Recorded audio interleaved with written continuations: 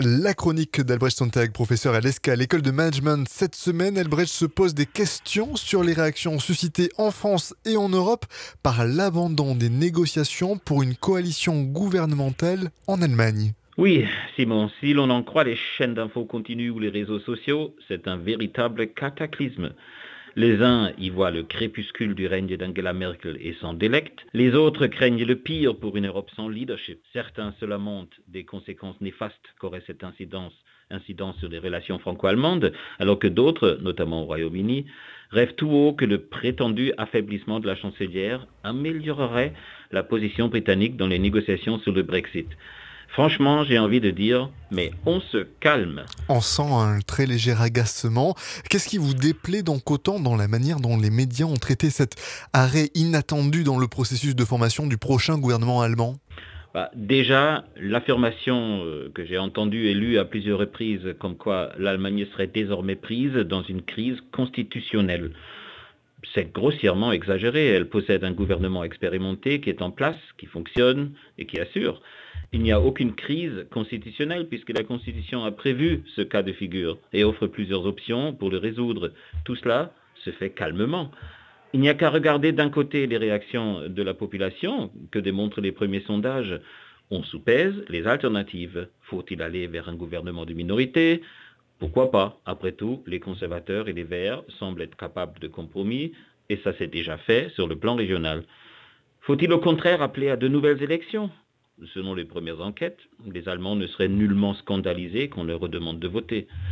Et de l'autre côté, sur les marchés financiers, on voit rien, justement. On ne peut pas dire que les acteurs économiques internationaux soient particulièrement inquiets de l'avenir de l'Allemagne, alors qu'ils ont au contraire souvent tendance à surréagir. Bref, il y a là un pays certes un peu déboussolé, mais en fait simplement arrivé dans la normalité européenne. Comme les autres, l'Allemagne connaît à la fois une fragmentation du paysage politique et une polarisation du discours, ce qui résulte en une plus grande difficulté de former des coalitions. Tous les États qui pratiquent le scrutin proportionnel connaissent une évolution similaire. Derniers exemples en date, l'Autriche, la Tchéquie, les Pays-Bas. Et même les pays scandinaves ont désormais recours à des gouvernements de minorité. Puis il y a cette deuxième affirmation erronée et un peu agaçante, je le concède, qui dit « c'est une mauvaise nouvelle pour l'Europe ». Mais c'est une mauvaise nouvelle pour l'Europe que l'Allemagne se voit ainsi affaiblie, ne serait-ce que temporairement. Vous ne pensez pas, Albrecht ? Non, je ne le pense pas. Et pourquoi ce serait si mauvais que le premier de la classe, toujours si sûr de lui, montre une petite faiblesse ? Quand le meilleur élève rate un examen, ça fait du bien à tout le monde. Surtout si cela lui rappelle d'être un peu plus prudent dans ses jugements à l'emporte-pièce sur les autres, souvent teintés de stéréotypes, voire d'un complexe de supériorité.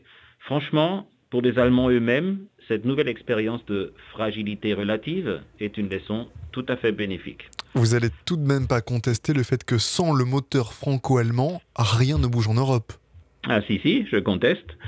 C'est le genre de mantra qu'on répète depuis des décennies.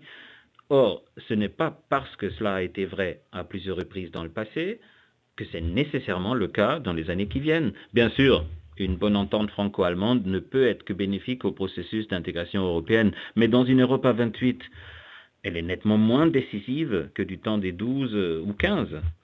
D'abord, quel que soit le projet en question, le couple franco-allemand a de toute façon besoin de l'appui d'un certain nombre d'autres États membres. Et, soyons honnêtes, le fameux moteur franco-allemand, sous une carrosserie certes faite de respect et de sympathie réciproque, tombe régulièrement en panne, toujours en fonction des destinations visées par ses conducteurs.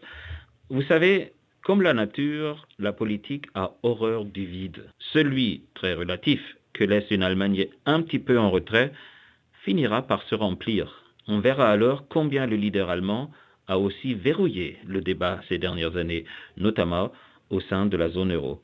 On se calme donc. La petite crise temporaire dans laquelle a glissé l'Allemagne, c'est une opportunité pour ceux qui veulent bien se donner la peine de la saisir. C'était l'édito d'Albrecht Sontag. Merci beaucoup, Albrecht. On se retrouve la semaine prochaine ? Absolument.